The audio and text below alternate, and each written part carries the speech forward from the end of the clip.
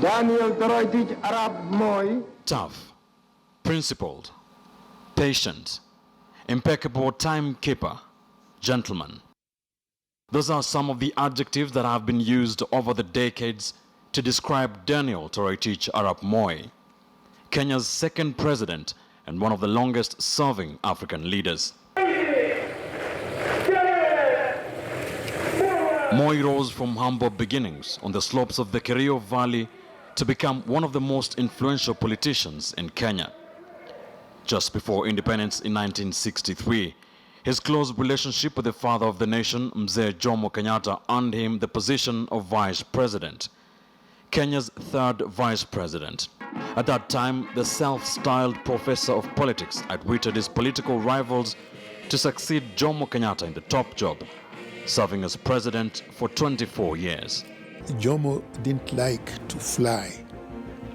And as a member, Kenya, as a member of OAU at the time, a member of the Commonwealth, a member of the United Nations, which needed the head of state to travel all those trips, it was Moi who was making them.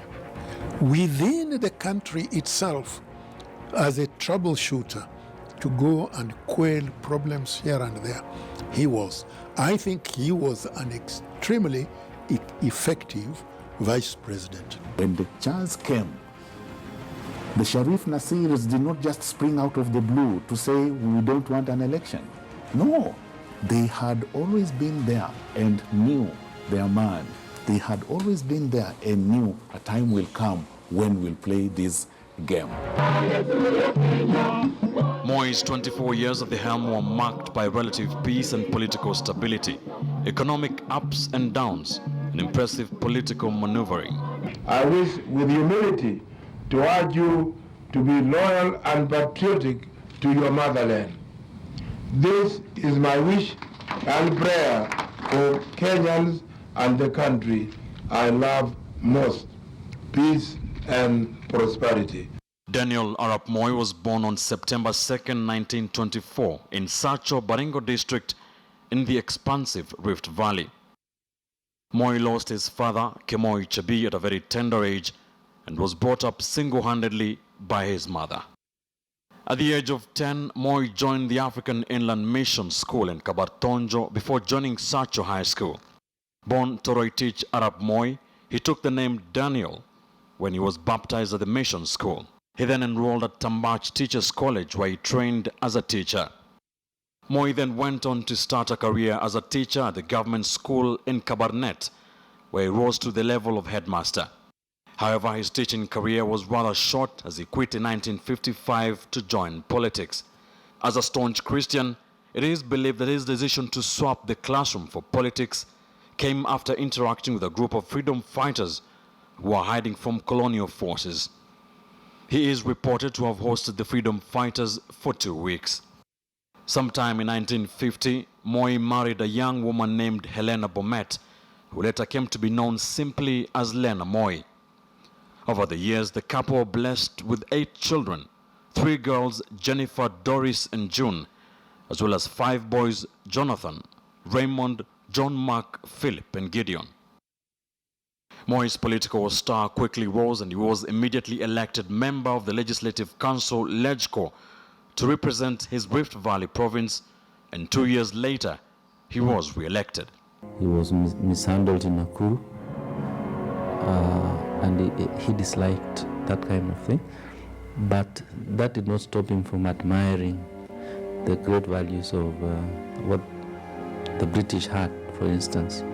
And that is why I think they refer to him as an Anglophile, someone who really admired the English way of doing things, the gentlemanly things that the English did. In 1960, Moi joined another young politician from the coast, Ronald Ngala, and together they formed a political party, the Kenya African Development Union, KADU, ostensibly to challenge Jomo Kenyatta's Kenya African National Union, KANU, which was seen to represent the interests of the bigger communities, notably the Kikuyu and the Luo.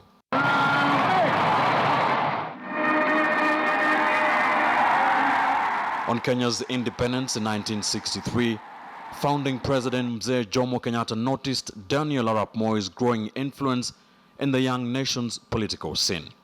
Kenya then effectively became a one-party state with KANU as the ruling party. Kenyatta's vice president was Jaramogi Oginga Odinga.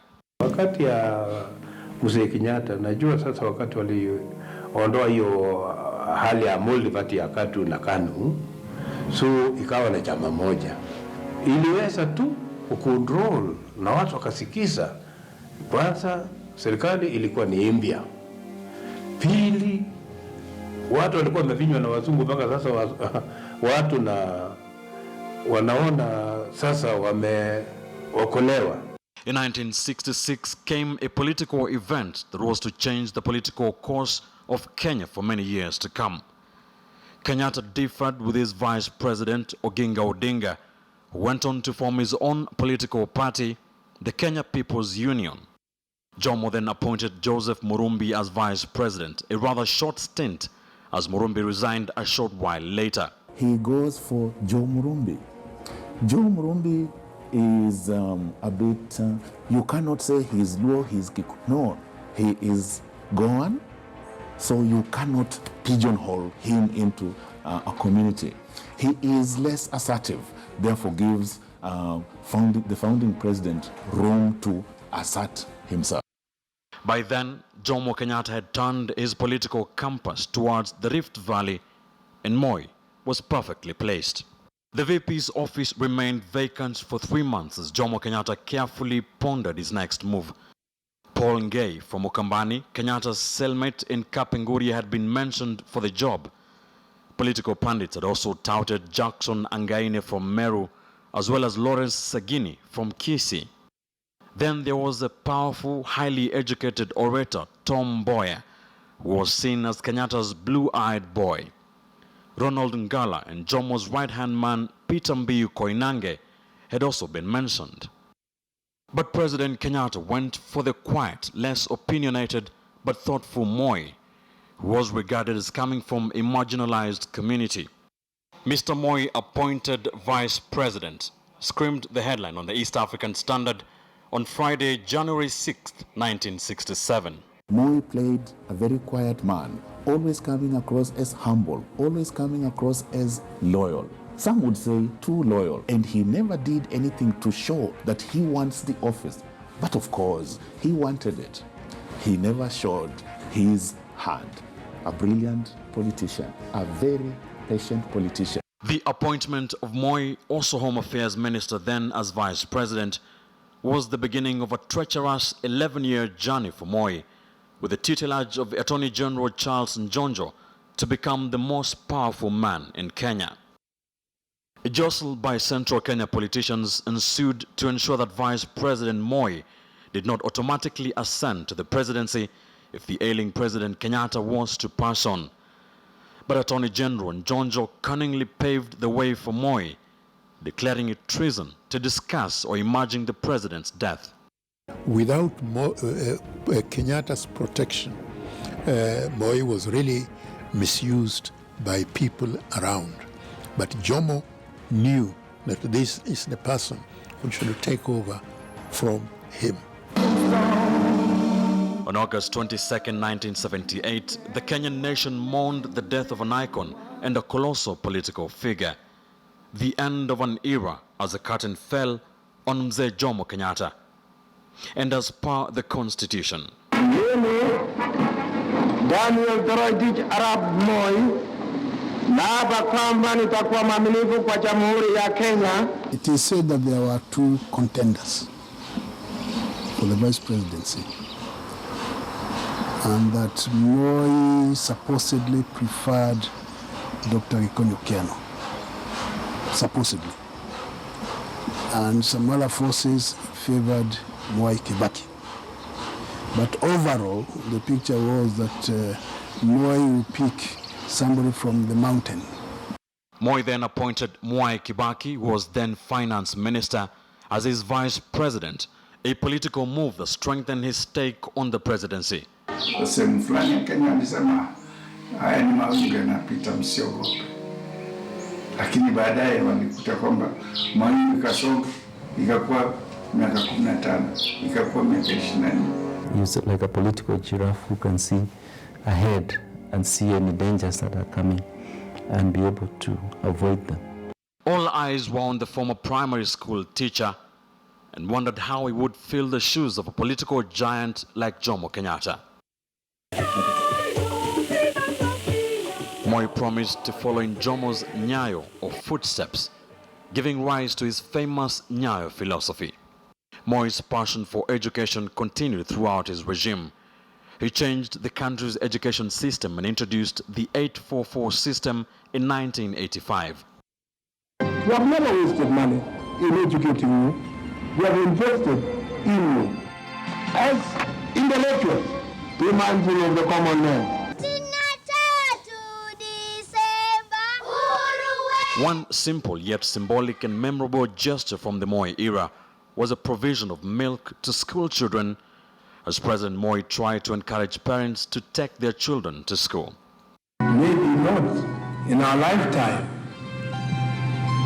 this continent will be one of the richest continents. And I hope that our partners for development and for the improvement of the well-being of members of human race, not of black people or white people, of all people in the world, we all speak with one voice.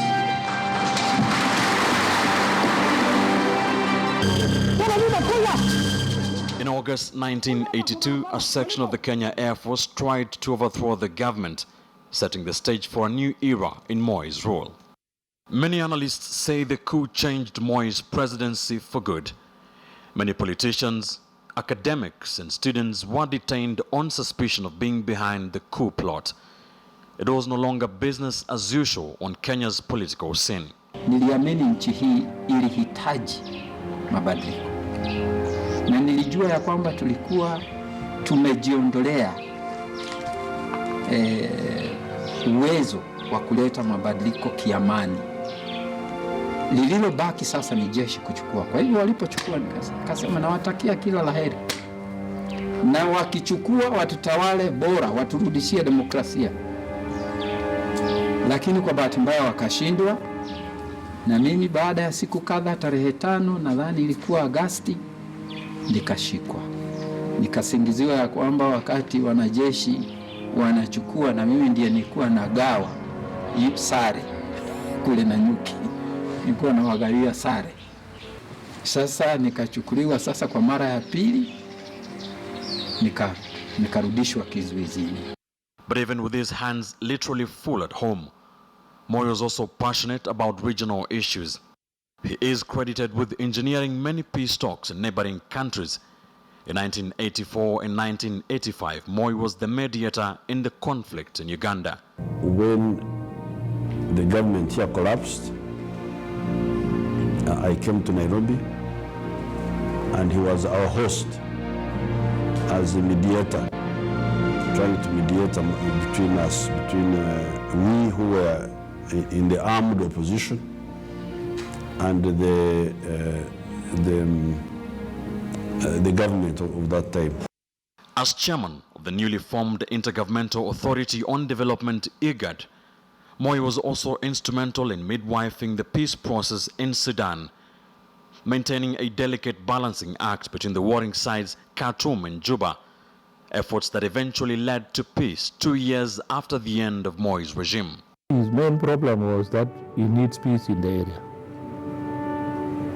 And for that peace, he doesn't want neither us nor Khartoum to play with it.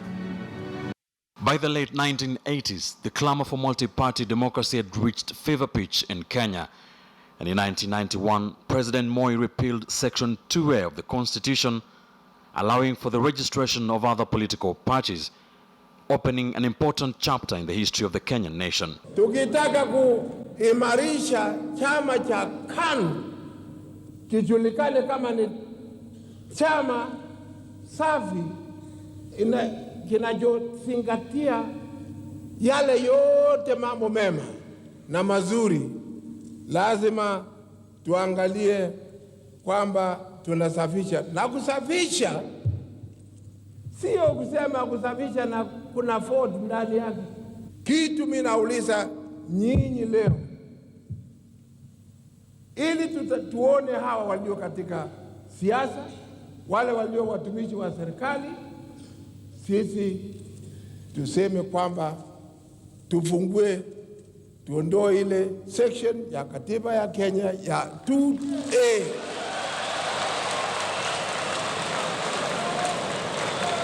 Despite the onset of multipartyism in Kenya, Daniel Arap Moi went on to win the 1992 general election. Moi still went on to win the 1997 election and served for his last 5-year term.